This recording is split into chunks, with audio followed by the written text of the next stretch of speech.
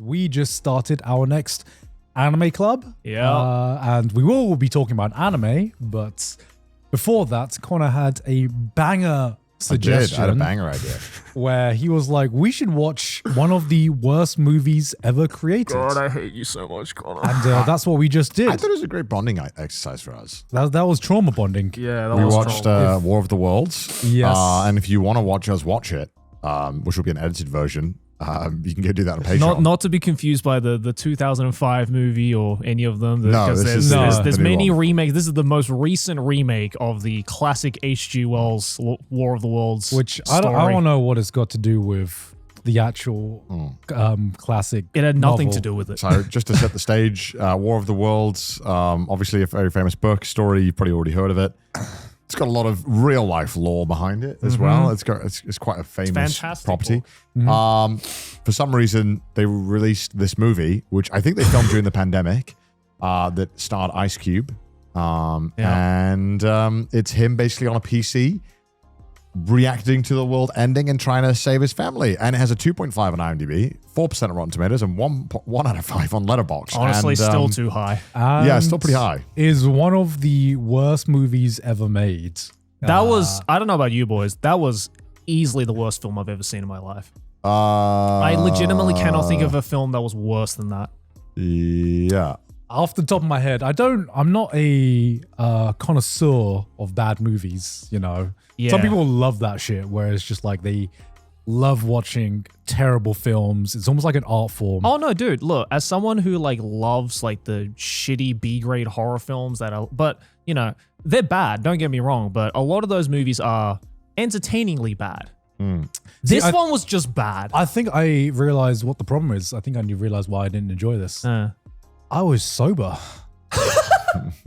That is true. We should have drank while watching this. Yeah. There's this guy. Can you load up the middle screen, the middle camera, Nabi? So I noticed during watching this, at the beginning, we were having lunch, high energy. We were ready to watch War of the Worlds. So yeah, we're like relaxing, you know, getting our coffee. Connor's eating his salad. We're getting ready. Wait, show us like at the beginning when the movie starts. So this is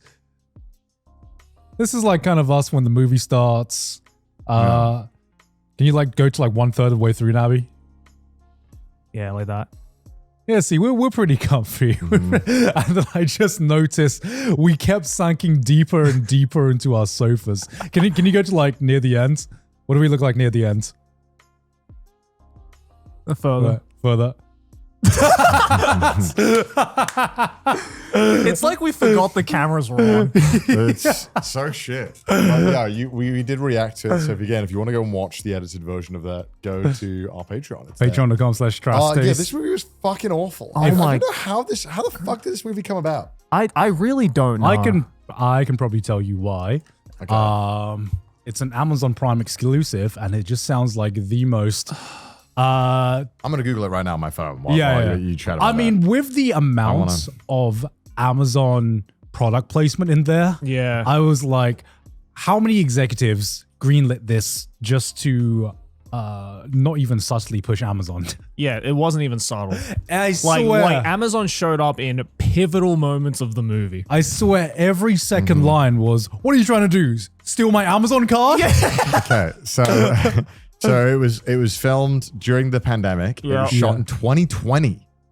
Holy shit. Okay. And to adapt, they used a screen life format. Obviously, the one kind of like Unfriended. Remember that? Oh, Yeah. Yep. Apparently, it only took 15 days to film. That's like way more than I thought. Yeah, that's way more. I thought it was. I thought it would have taken like 3 days. 15 is insane. Yeah. It obviously was very fast. Post-production stretched out, took a while to finish editing and visual effects. That's because no one wanted to work on it. Yeah, no one fucking released anything. No one wanted to work on it. Originally, Universal Pictures were developing it for theatrical release. Oh my god. Later, it was sold to Amazon Prime Video. The film ended up being quietly released this year, obviously. Yeah.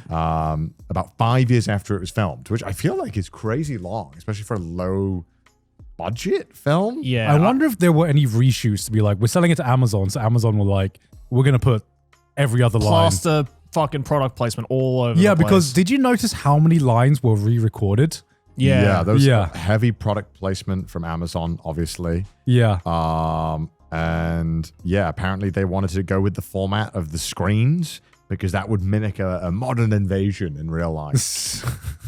There is nothing about this movie that mimics a modern invasion. Not at all. The only invasion that happened was one to my mental capacity watching this movie. So to explain, Ice Cube in this movie, he plays a government, NSA agent, a government agent that I guess his day job is to, I don't know, make sure that the American people are like protected or whatever. I don't really know what his job actually was. His job is to spy on his children. Yeah. Right. Basically, well, I mean, he's just spying on everything. Yeah. And it doesn't look very productive, if I'm honest. Yeah. And the whole time he is just spying on his children. Look, he's using the work PC. He's using taxpayer money to spy on his children about if his daughter is having a fucking donut or not. And not only is he spying on her with like public security cameras, he's tracking her Apple Watch to check her heart rate, spying on the inside of her fridge, looking at what she's buying at the coffee shop, and then when she buys a muffin, calls her up and it's like,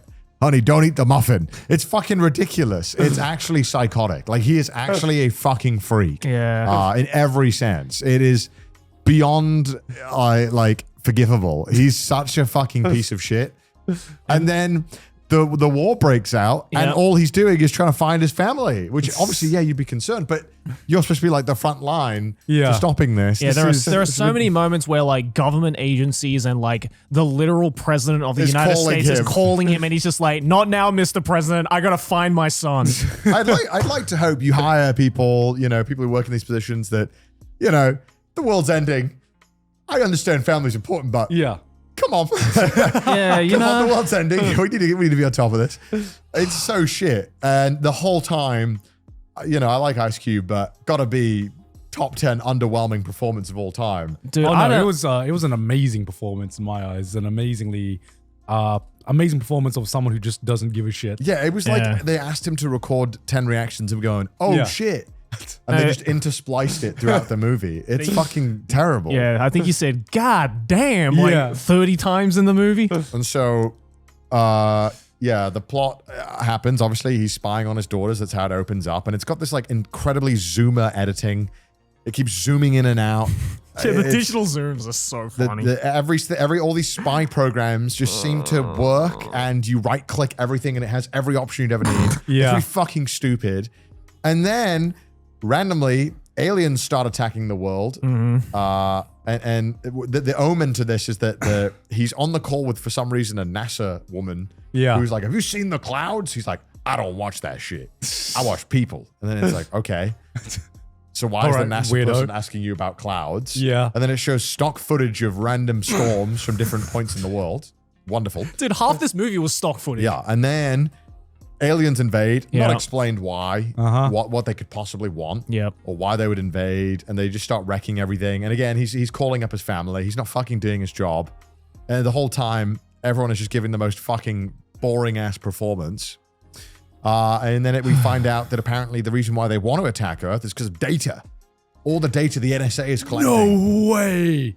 Sponsored by Amazon as well? Which, by the way... And they mention like 5 times they're like, Amazon carts. Yeah. It's like, what are you mentioning? Shut up. Like, this is War of the Worlds in name and name only, because nothing about this is anything like the original H.G. Wells novel. And so all of these aliens look like shit too. Yeah. And the whole time bad. they just keep showing generic stock footage of military videos. Yep.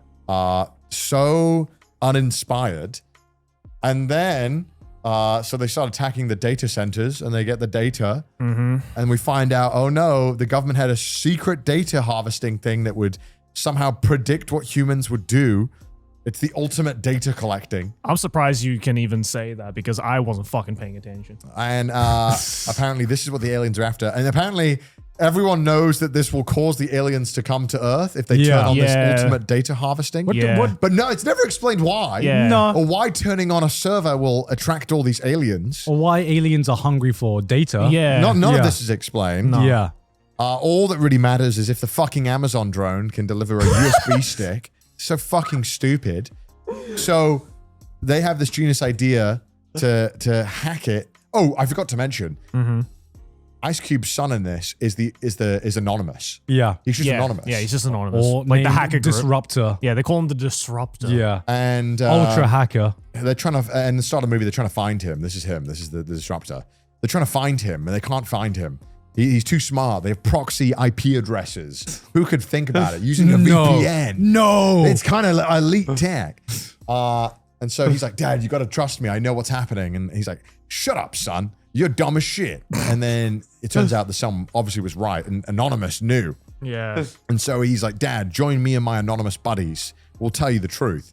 And so when he finds out the truth, the government kicks him out of all the systems. It's so fucking stupid that I have to explain any of this stuff. Kicks him out of all the systems, and then explains like, Dad, we'll upload a virus to the aliens because they're getting the data. So obviously, if we load a virus, it'll fix it. Yeah, it's a virus that will cannibalize the alien. Because his daughter, who is like a neuroscientist or something, or like great timing. Biochemical engineer or some shit. Yeah. Feel like, you know, that should maybe be a couple of more gigs than a USB stick. Yep. Anyway, his daughter is this elite scientist who he, by the way, he had to save at one point by hacking a Tesla and putting it on autopilot. You know, just because of course. Yeah. Driving a Tesla on autopilot in the middle of the world ending, just, I don't... And what's so funny is they occasionally show dash cam footage, and it looks like the most normal traffic, and we're supposed to believe the world is fucking ending, and they'll be like, this shit's gridlocked, look everywhere, and they'll just show a shot of normal LA traffic. Yeah. Like, you can't get anywhere. And it's like, and there's aliens going around destroying every road. So what is it? Can they get everywhere, or is the world being destroyed? Because somehow cars work and everything's normal, and the Amazon delivery driver can still get around. Yep. It's so fucking stupid. So he joins up with Anonymous, and as he's on the call with Anonymous, they all get fucking nuclear striked by these aliens.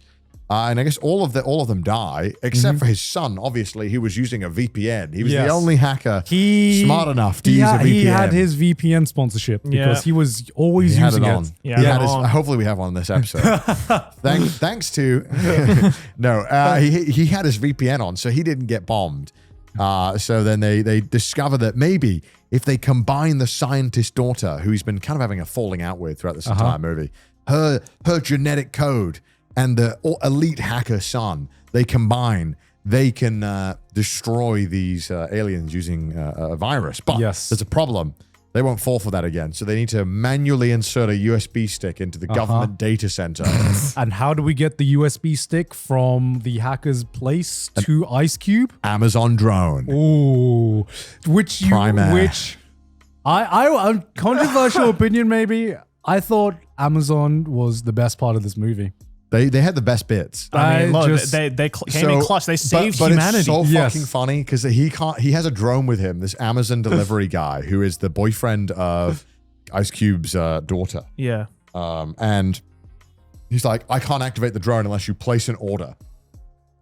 Yes, that's right. So Ice Cube opens up Amazon, buys a USB stick, and then that somehow gives him the all clear to send the drone out. Actually, my favorite moment in this film. I know which part it is. It's by far the best part. My favorite moment in this film is when the aliens hit the drone.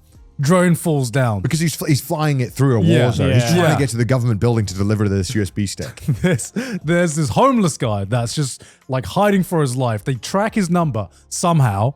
And then they're like, yo, pick up the drone. He's obviously like fearing for his life. And they're like, yo, tell him the government's going to give him free internet. And he's like, nah, I ain't falling for it. You're going to spy on me. Yeah. Then like, send him a $1,000 Amazon gift card. He's like, yo, let me risk my life right now. Now we're talking. It was just so out of pocket. The fact that they were like, yo, send him an Amazon gift card. Yeah, because at this point, the drone had been hit and it was flipped on its back. Yeah. And they needed someone to flip it over. And this homeless guy, who I guess, I don't know how they got his number instantly. I don't know. I don't know either. No, all they did was that they saw him in the camera, they right-clicked on him and went like track number or some shit. Because of course that exists in their system. I mean, I'm sure like, we're probably not far off it as humanity. But yeah, it's fucking ridiculous. I mean, so fucking insane. It was shit. And then he uploads the virus and it saves the world. Yeah. Because I guess they don't have factory reset on these alien machines. Yeah. He also has a dead wife as well. That was. Oh, he does have a dead wife. Yeah. Yeah, he had a dead wife, and he has, I guess, like trauma about being overprotective about his children. You know, because of I that. actually felt offended that they try to have character development in here. Yeah, me too. Yeah. I was like, all right, shitty movie, let's fucking go. When they actually try to do something serious, I actually like, why even trying? Yeah. What are we here for? It's like, I don't care that. Oh, yeah. And then the whole thing of like how the only way that Ice Cube's character has access to his memories of his dead wife is her fucking inactive Facebook account. Yeah. And so he goes, and so there's this moment in the movie where like, oh, the servers get destroyed by the aliens, and oh, what's the first thing that Ice Cube checks? His dead wife's Facebook account, and he's seeing all of their memories, their photos, and their voice memos disappear in front of his eyes. I'm like, bro, save that shit locally. Like, what?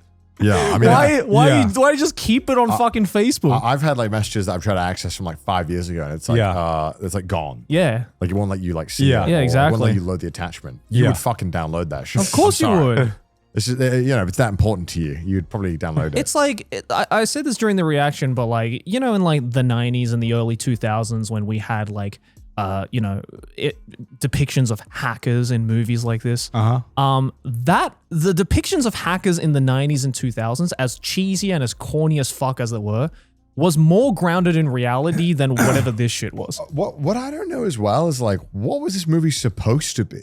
Like, if COVID didn't happen, I can't imagine it being good still. No. I don't know what was the point of recreating this film in particular.